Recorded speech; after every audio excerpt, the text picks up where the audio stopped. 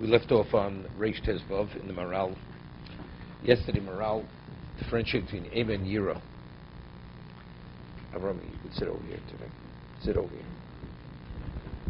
The Maral says you have to have Ema and Yira. So he said Ema is recognition of the greatness of the person. Yira is understanding your own inadequacy. Okay? I understand who he is. So you have reverence. Not only you understand who he is, you understand who you're not. That's Emin Yira. He says, Yosi yesh leforesh, be'emo v'yira. He says you could explain it to a greater degree. Shir lo emo v'yira min Hashem yizbarach. Emo v'yira is not vis-a-vis the teacher, or vis-a-vis yourself. Emo v'yira regarding HaKadosh Baruch Hu. Sheyamake erech romos Hashem yizbarach. You should recognize the exaltedness of Hashem, Ugedulosi Yisborach, and His greatness, and you recognize the lowliness of your worth. As I said, the Rambam, I don't know if I mentioned it, the Hilchos Deos speaks about Avos Hashem. So Av is in motion. Now, how does one, you say, love this person, but I don't love.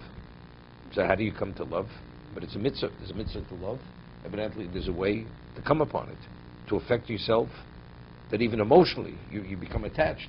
How? So he says that if you look at existence, what one person believes in Hashem, and you see the unlimited genius and majesty of HaKadosh Baruch Hu, you're overwhelmed with awe, and then you're negated to be nothing. You realize how nothing you are. So it begins with recognizing who HaKadosh Baruch Hu is. This is His world, and it's meaningless, and it's something we can't even begin understanding. So that's what he says. It starts with, he says, to be Maki Erech Romos Hashem Yisbaruch Hu Duloso. Chein Amru Eitzam Alochim. It says regarding angels, She'osim Be'emu B'yira Ritzon Konam, right? We say, Osim Be'emu B'yira Ritzon Konam. Right, we say it in Birchos Kriyashma. So, Emo b'yira, chen prusha b'kan be'em b'yira, ki tzorch she'ya odom muchan mekabel. V'zeh kashu nechshav olul. When does a person have a capacity to receive? If you see yourself as what? As needy, as a consequence of something. Avo mishu be'inav choshuv u'bal malo. Person feels he's a person of status and someone advanced, he's not on the receiving end.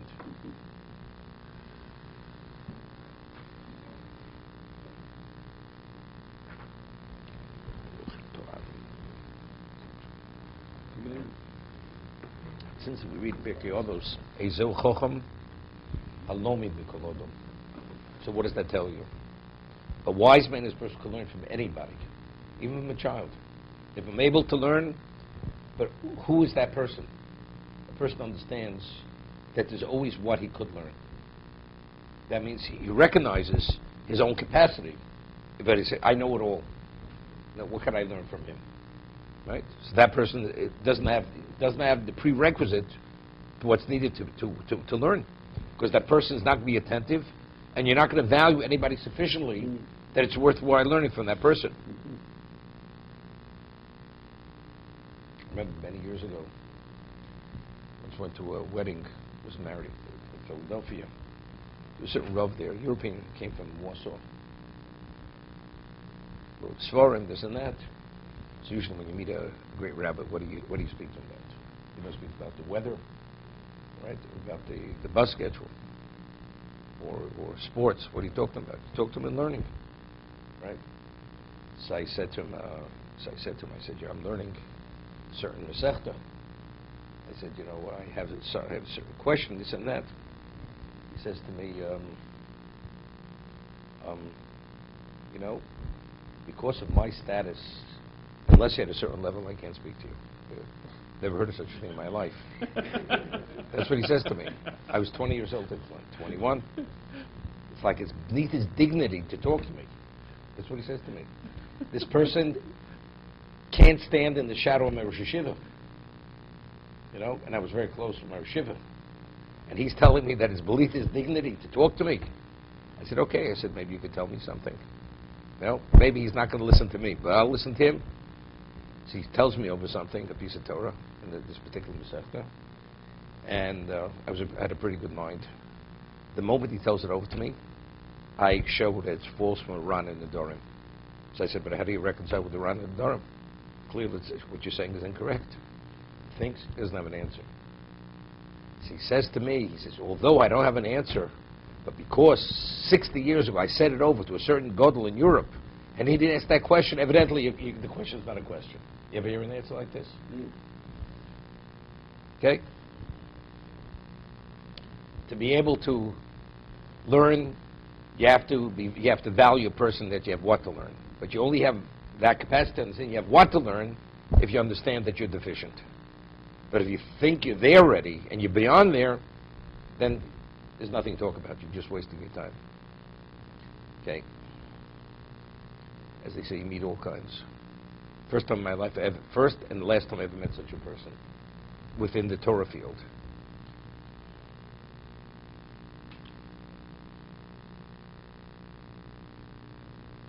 Hazayim Ba'Nova, the seventh characteristic you have to have, humility. Well, really, this plays into it to a degree. When does a person feel that he always has what to learn? If you're humble, you always feel that way. V'dovzek far biyarnu kamapomim, even though it's not simple. It's not simple. Let's say factually, you know what somebody else knows, and he wants to tell you something. You're wasting your time, right? But a person's humble, he will still maybe allow himself to listen to what a person has to say. Right? This has no with Ema Yira. There's nothing to learn from the man. But if you're humble, you still listen. You'll give the man the time of the day for the sake of the person. I'll tell you of a story. Rav Moshe Feinstein, Zech Tzaddik L'Broch, had a son-in-law. His name was Rav Shizgal. Rav Shizgal was a student of Rav Shlomo Hyman and Rav Reuven Grozovsky, who were Rav Shivs and Torah Das. He was a tzaddik, one of a kind of a tzaddik. And although he had a genius mind, if you'd speak to him, you'd think he was an ordinary person. That's how humble he was. That's how humble he was.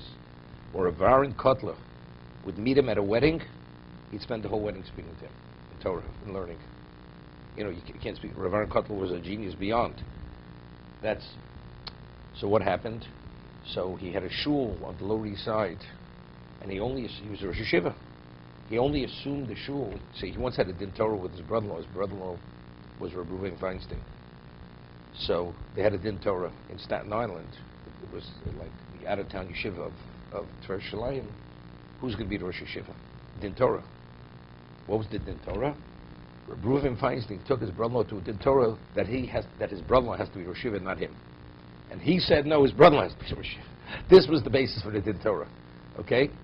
Just to give you an understanding of who he was. So he only assumed the shul, because it was his father's shul, out of respect. He became the Rav of the shul. And it was a real problem. Costly, aggravation, but he did it for his father passed away, he took it over. Eventually the shul, whatever, burnt down. See, his people, who were older people, he brought them to another shul, and they joined. So that shul had a Rav. Rav Shizgal, knowledge-wise, if I say he knew 10,000 times more than the rabbi of the shul, it's an underestimation. And the rabbi would teach kids in Shulchan Aruch between Mincha and Ma'ariv.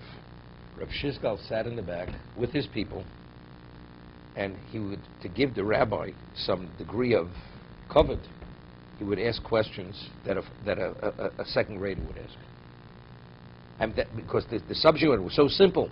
But to show that the rabbi is something special, he would ask the question. So the rabbi should respond, so the people should see what kind of Talmud Chacham the rabbi is. You understand? I have to ask this question.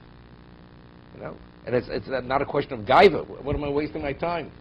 But he did it to give that rabbi special value in the eyes of these old people. So if a person's not humble, could he do such a thing? Can't do it. Not possible to do it. That was his level of humility. To be continued.